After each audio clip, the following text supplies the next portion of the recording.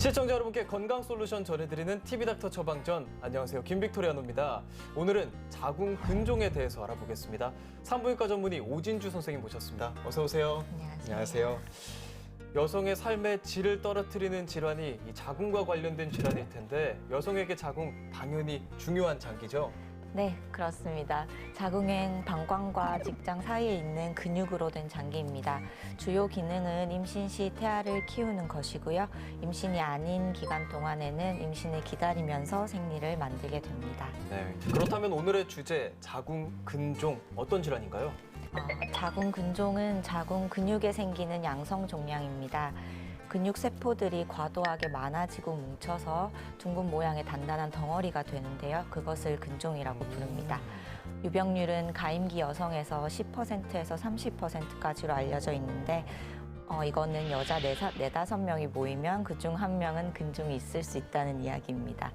가장 흔한 연령은 40, 50대이며 20, 30대에서도 5에서 10% 정도는 발견됩니다. 네. 가임기 여성의 10%에서 30%면 꽤나 흔한 질환인 것 같습니다. 네.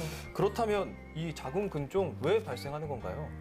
먼저 인종적으로는 흑인이 백인과 아시아인보다는 더 잘 생기는 것으로 알려져 있고요. 분만한 적이 없는 여성에게서 더 많이 발생하고 있습니다. 또 10살 이전에 생리를 시작한 여성들에서 더 많이 발생한 것을 확인할 수 있었고, 가족력은 약하게 있다고 말할 수 있겠습니다. 관련 있는 돌연변이 유전자들이 몇 가지 밝혀져 있습니다. 식습관으로는 붉은 고기와 맥주를 많이 먹는 여성에서 더 많이 발생했다는 결과가 있습니다. 네, 그렇군요. 참 다양한 원인이 있는 것 같습니다. 그렇다면 이 자궁 근종을 의심할 수 있는 어떤 증상이 있을까요? 네, 다음과 같은 사항에 해당된다면 산부인과에서 검진을 받아보시면 좋겠습니다. 먼저 생리양이 증가하거나 생리 기간이 길어지는 경우, 두 번째, 근종이 커져서 주변 장기들을 눌러서 증상이 나타나는 경우, 예를 들면 변비나 빈뇨 등이 있습니다. 세 번째로는 골반통과 요통, 생리통이 증가하는 경우가 있고요. 네 번째는 근종이 아주 커져서 골반 밖으로 올라와서 복부에서 만져지는 경우가 있습니다. 또 자궁 근종이 자궁 내강의 모양에 영향을 줄 정도라면 난임과 유산, 조산 등과 연관이 있을 수 있으니까 반드시 산부인과에서 정확한 검진이 필요하겠습니다. 네, 이번엔 자궁 질환과 관련해서 사연이 도착했습니다. 선생님께서 이 사연 잘 듣고 알맞게 처방 내려주시면 되겠습니다. 네. 사연 시작하겠습니다. 안녕하세요. 60대를 훌쩍 넘어서니 어느덧 폐경을 맞게 된 울주군의 한 주민입니다. 갱년기에 폐경 증상까지 하루하루가 울적하고 피곤한 요즘 이상하게 소변도 자주 마렵고요. 배가 묵직한 기분이 또 들어요.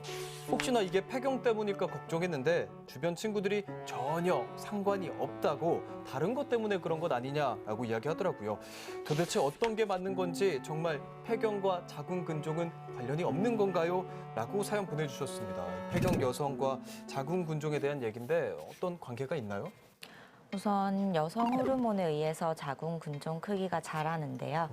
갱년기 후라면 여성 호르몬의 자극이 없어졌기 때문에 근종의 크기가 더 이상 자라지는 않습니다. 그런 의미에서는 위험이 덜하다고 할 수 있겠습니다. 그렇지만 갱년기 후 자궁 근종으로 보이는 종양 중에 1%는 악성일 수 있으므로 처음 발견하신 혹이라면 주의 깊은 관찰이 필요하겠습니다. 네, 어쨌든 주의 깊은 관찰을 좀 해보셔야겠습니다. 그렇다면 이제 궁금한 게 근종이 생겼을 때 이걸 무조건 절제를 해야 되는 건지, 뭐 크기가 작으면 자연스럽게 사라지지 않을까 이런 것도 좀 궁금합니다. 먼저 증상이 없으시다면 경과를 관찰해 볼 수 있고요. 증상이 있다면 수술로 절제가 가능합니다. 수술은 증상의 호전을 기대할 수 있는 가장 확실한 방법인데요.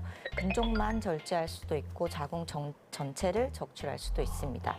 그리고 호르몬을 억제하는 약물 치료도 가능합니다. 단 수술 전 준비 기간 또는 폐경 전 환자의 치료 등 단기간 치료가 예상되는 경우에 계획하는 것이 좋겠습니다. 네, 상황에 따라서 자궁 전체를 또 적출할 수도 있다고 하니까 괜히 또 무섭습니다. 그렇다면 이 자궁 근종이 발생하기 전에 미리 예방할 수 있으면 좋겠는데 예방법이 있을까요? 아쉽게도 확실한 예방법은 없습니다. 비타민 D가 부족하지 않게 해주시고 육식보다는 채식 위주의 식습관이 좋으시고요. 비만하지 않는 것이 좋고요. 자궁 감염, 그러니까 골반염에 걸리지 않도록 신경 써주시고 성관계 시 콘돔을 꼭 사용해 주시기 바랍니다.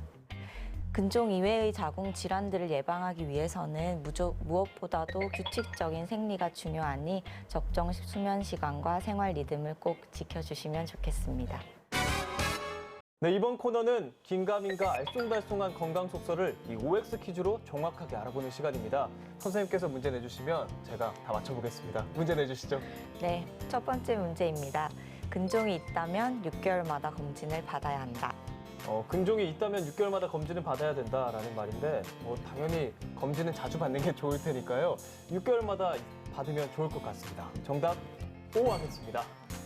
검진을 자주 받으면 좋긴 하지만 정답은 X입니다. X입니까? 설명해 주세요. 왜 X죠? 초음파 소견이나 나이, 크기 등과 관련해서 근종이 자라는 속도나 증상의 유무가 개인마다 다 다릅니다. 하지만 당장에 절제술 없이 지켜보시는 근종이라면 1년 간격도 저는 괜찮다고 생각됩니다. 다만 처음 발견하신 후기거나 특히 갱년기 후에 발견했다면 짧은 간격으로 몇 차례 변화를 관찰하고 이후에 1년 간격으로 검진 받으시면 좋겠습니다. 자주 받으면 좋겠지만 1년이면 충분하다라는 말씀 같습니다. 네. 알겠습니다. 1년 기억하겠습니다. 다음 문제 내주시죠. 자궁 근종이 있을 때 피임약을 복용해도 괜찮다. 자궁 근종이 있을 때 피임약을 복용해도 괜찮다. 아무래도 피임약은 제가 알기로 호르몬에 영향을 주는 약으로 알고 있거든요. 그래서 자궁 근종이 있을 때 피임약은 좋지 않을 것 같습니다. 정답 X 하겠습니다. 정답은 O입니다. 이번에도 틀렸네요. 설명 좀 해주시죠. 요즘 사용하는 피임약은 저용량이라서 근종에 영향을 주지 않습니다. 오히려 근종의 증상 중에 생리, 양 과다 등의 증상에 피임약을 치료용으로도 사용할 수 있는데요. 근종이 있을 때 피임법을 찾으신다면 먹는 피임약보다는 자궁 내 장치를 더 권장해드립니다. 몰랐던 사실입니다. 세 번째 문제 또 내주시죠. 생리통, 진통제를 자주 먹는 건 자궁 건강에 좋지 않다. 이것도 생리통, 진통제도 아무래도 호르몬에 영향을 미치고 너무 많이 먹으면 당연히 안 좋을 것 같습니다. 저는 정답 O, 건강에 안 좋다고 생각합니다. 정답은 X입니다. X예요? 저 세 개 다 틀린 게 처음인데. 설명해 주시죠. 어머. 진통제는 통증을 유발하는 염증 물질을 줄여서 효과를 나타내기 때문에 자궁 자체와는 직접적인 관련이 없습니다. 그러나 성근종이나 자궁 내막증 같은 질병이 있어서 생리통이 심한 경우도 있기 때문에 부인과 진료를 받아보시는 걸 권해드립니다.